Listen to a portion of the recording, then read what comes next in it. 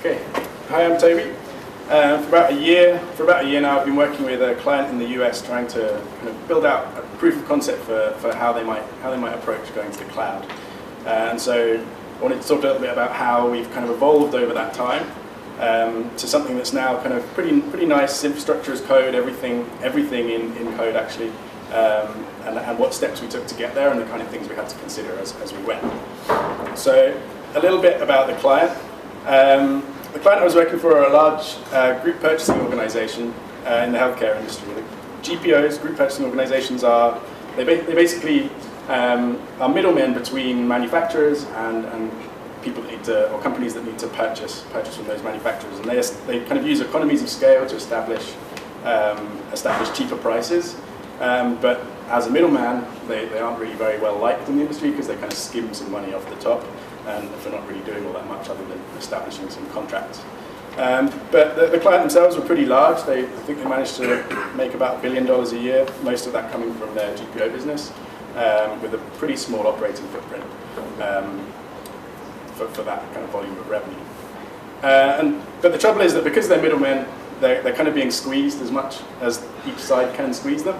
And so they need to look for some alternative kind of revenue streams and ways of working, and they've found that they've kind of stagnated a little bit, and so they're trying to find a way of getting back to innovation and being able to kind of offer alternative products and kind of get more of a presence as a kind of product company rather than just as a GPO.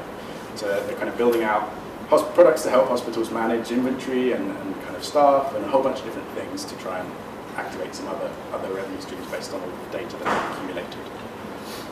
So what were the motivations in terms of going to the cloud? I think it's important to ask why we would kind of invest in using the cloud instead of just kind of keeping with traditional methods. Their reasons were kind of twofold. The CIO realized that they needed to get to a place of innovation, and he realized that in order to do that, he needed to be able to have teams that could go fast and try different things and kind of learn from their users and that kind of thing. But unfortunately, on the product management side, they're a very traditional product management organization, and the kind of lead time for new features through to actually having something in front of the user was very long, and that made it very hard for them to experiment and try new things. And so we wanted to we kind of wanted to pick a project and work in a way that allowed us to get things in front of users very, very fast and learn from them, and then iterate really quickly and bring that lead time down as short as possible. But then their internal operations teams weren't really in a position to be able to do that, to be able to help us with that. I think they were in a place where their kind of time to put a new system into production was probably 4 or 5 months, and we were really looking for a couple of days, and then the ability to go to production very frequently after that. So we needed to kind of think outside the box a bit and try and come up with a way of achieving that kind of lead time. So, and since the operations teams were kind of traditional and didn't really have much cloud experience, the CIO's idea was to kind of build that capability within the product teams and try and make the teams as autonomous as possible so that they had that ability to go fast. So yeah, but it wasn't that we kind of skipped out the operations teams completely. We still needed to keep them involved. We still needed to kind of make sure that we were compliant with whatever regulations we needed to be and that they were aware of the things we were doing. So it's not that we kind of sidestepped them, but we just wanted to take some of the load off them and then maybe transition them towards that way of working and giving the teams that kind of autonomy. In terms of, I think I lost a slide. It was maybe a project one. So in terms of choosing a project, we needed to work out a way of not having too much risk involved, because it was kind of first steps into cloud and into kind of automation as a whole, or at least such a large scale automation. And so we wanted to try and find a project or a product that wasn't going to be too risky. So we ended up choosing one that was internally focused with a relatively small group of users, not too complex, but complex enough that it would prove out using the cloud. And so that meant that we could kind of in the worst case scenario, if cloud didn't work out, we could easily kind of roll back to the old way of working, and it wouldn't have too much of an impact on the overall delivery. And we also tried to find ways as we went of mitigating the risk that was inherent in trying out such a kind of new set of technologies. So,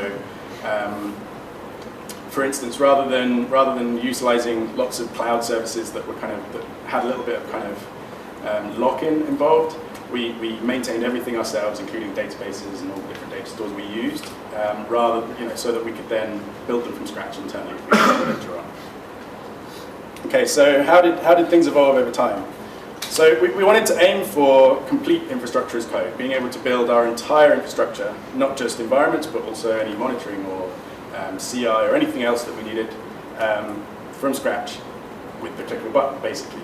But we didn't really start there. We actually started out a bit more lightly, because obviously you need to evolve over time and learn from your mistakes and that kind of thing before you get to that level of automation. So initially we just pushed a single server out into production. We went to prod first. We didn't build a dev environment or anything. It was just, here's prod. We had very kind of loose, I guess, deployment constraints around that. Anyone could deploy at any time. It was a little bit messy, but it meant that we got features out into the front of the users pretty much on day one of the project. And everything was chucked on the same box, but we did kind of try and focus on at least automating that box. So we kind of chose our configuration management tool and then automated things out from there. We quite quickly realized that it's quite dangerous just going straight to production. It worked well for us for a week or so, and then we introduced another environment because we kept breaking things. And so we then kind of broke that up, introduced a staging environment. But interestingly, we found that we didn't need anything more than that for the rest of the project. So a year later, we're still at just 2 environments, even though if we need to, we can spin up new environments on the fly. Obviously, probably not great practice to have your application server and database server both on a public IP address on the internet. So we quickly separated those out and kind of put the DB out of the way without a public IP address. But we were still kind of keeping things pretty light. We had public IPs. It was all in a public. It was in a VPC, but public and open to everybody, and kind of locked down based on IP address to begin with. Interestingly, up until this point, we didn't have any CI server that we managed ourselves. We made use of SnapCI, the tool that John was mentioning. But at some point, our pipeline started to get a little bit complicated and a little bit more than SnapCI could do for us. So we introduced our own CI server, automated that, and deployed that too. So that was actually using GoCD, another Thoughtworks tool, that kind of was a nice transition because they both have similar ideas about how to build deployment pipelines. Now, this was good. We got to a stage where we weren't breaking things that often, but we didn't really have zero downtime. When we did redeployments, things would drop and come back up, and we were kind of interrupting the user's workflow a little bit. So our next major step was to move towards blue-green deployment and try and achieve zero downtime. So what was nice is that we were at a stage at this point where we'd automated all the configuration of the boxes themselves, but we needed to start automating the kind of deploying those boxes, building out networks, all of the kind of other parts that go along with it. So the blue-green deployment pushed us to look into a tool to be able to manage all of the infrastructure configuration rather than just the server configuration. And at this point, we introduced a tool that was suited to that. And our initial attempts at blue-green were relatively kind of primitive, I guess. We were actually just flipping an elastic IP between an old box, like a previous version of the application and the new version. But it worked well for us for quite a few months.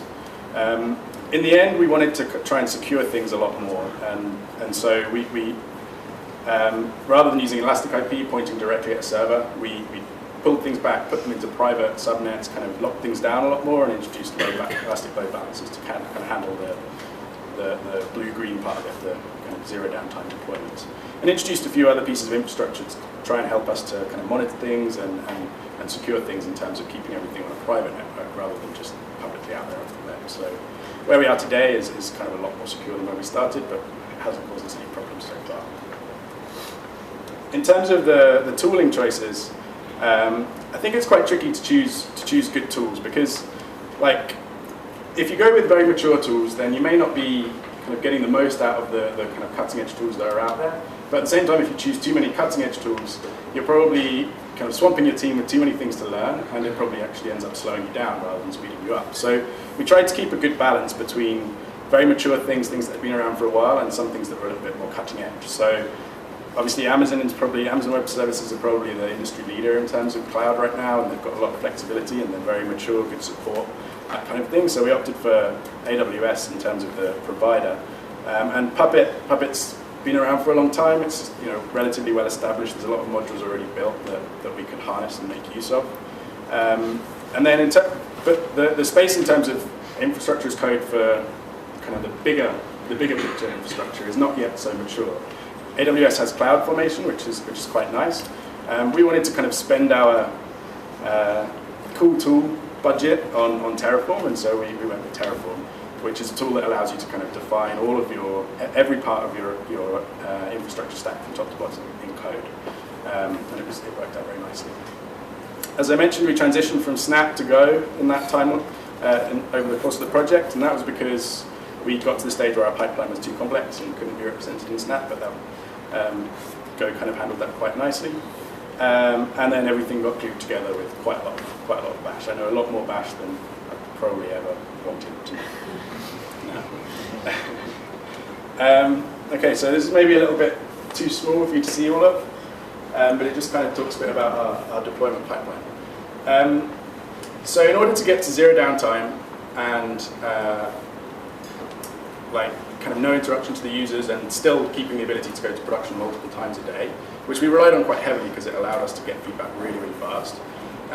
We kind of had to architect our infrastructure in such a way that parts of it were persistent and stuck around all the time, and parts of it got completely destroyed and rebuilt on the fly on a per deployment basis. So we used the mutable servers pattern and Phoenix servers and kind of destroyed and rebuilt things every deployment, but not everything. And so the only bits that were persistent were the data stores and the load balancers, and then for the application server itself and the new versions of all the services and things we were pushing out, that was built from scratch every time. But that's not really how Terraform thinks about the world. Terraform wants to own all of your infrastructure in one big kind of mess of declarations. And so we had to try and work out a way of breaking up the stages of our deployment so that we could represent those bits that were persistent, slightly different from those bits that were phoenixed and rebuilt over time. So we evolved to quite an advanced pipeline, but it was step by step over time, and so we never really ran into any problems where there was too much complexity in the pipeline, and we've managed to kind of build what's quite a nice solution. We haven't had a great deal of problems in deployments. We have zero downtime. The users seem pretty pleased with the tool. Okay, so where next? Well, it's evolutionary, so we're not quite done. I mentioned at the start that we chose to go with building our own database infrastructure and managing all of that ourselves, and that's actually quite a hard thing to do, considering backups and failover and patching and all sorts of things that are kind of you could probably avoid if you were to make use of one of the cloud providers that do it for you. And so now that we're kind of happy with the cloud, we're at a place where things are stable, we're committed to it. We're probably going to look at switching to using some of the services that are provided by Amazon for that, RDS and Elasticache, that kind of thing. And we've probably got a few more steps to go in terms of securing the application. One of the really nice things about having everything in code is that we've actually transitioned from my personal account to an account owned by the client, and now we're transitioning to a kind of internal hybrid cloud where we're connected back to their data centers by VPNs and everything. And we've done that, so that's 3 shifts of the entire infrastructure with pretty much zero outages. And so the next step is to kind of finalize the kind of bringing things internal, making them hybrid, and then hopefully the operations teams will be a little bit more happy with the crazy things we can